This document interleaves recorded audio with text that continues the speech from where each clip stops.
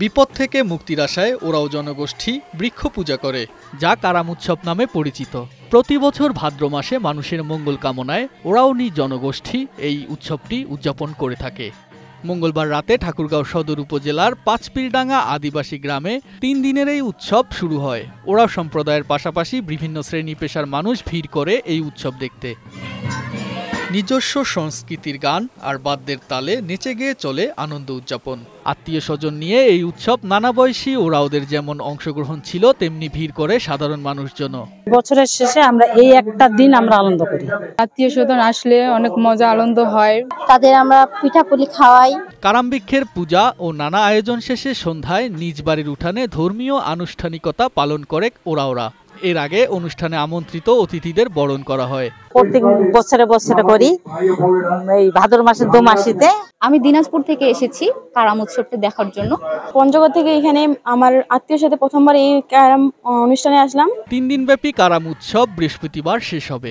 ওরাও সম্প্রদায়ের একমাত্র ধর্মীয় উৎসব কারাম উৎসব সরকারি স্বীকৃতি পেলে, সরকারি সহযোগিতা পেলে, তাহলে আরো ব্যাপকভাবে এই অঞ্চলের আদিবাসীরা তাদের উৎসবটাকে পালন করতে পারবে। ওরাওদের সব সুযোগ সুবিধা দিয়ে তাদের জীবনমান উন্নয়নে পাশে থাকার আশ্বাস জেলা প্রশাসনের। প্রতি বছর যেভাবে আমরা জেলা প্রশাসনের পক্ষ থেকে, সরকারের পক্ষ থেকে সার্বিক সহযোগিতা করা হয়ে থাকে, ঠাকুরগাঁও পক্ষ থেকে এটা বজায় থাকবে এবং আমরা চাই প্রতি বছর যেন এই ঐতিহ্যবাহী এই ধর্মীয় উৎসবটা উদযাপিত হয়। এদিকে পার্বত্য বান্দরবনের পাহাড়ে শুরু হয়েছে জুম উৎসব।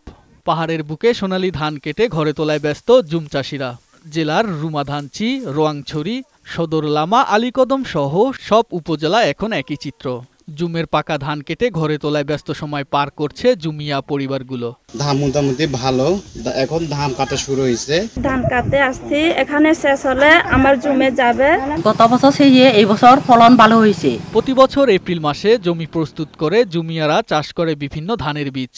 4 মাস পরিচর্যার পর শুরু হয় ধান কাটার উৎসব। কৃষি বিভাগের তথ্য মতে এবছর জেলায় আবাদ হয়েছে ৭,৪৬০ হেক্টর জমিতে। আমরা আশা করছি জুমের ফলন খুব ভালো হবে।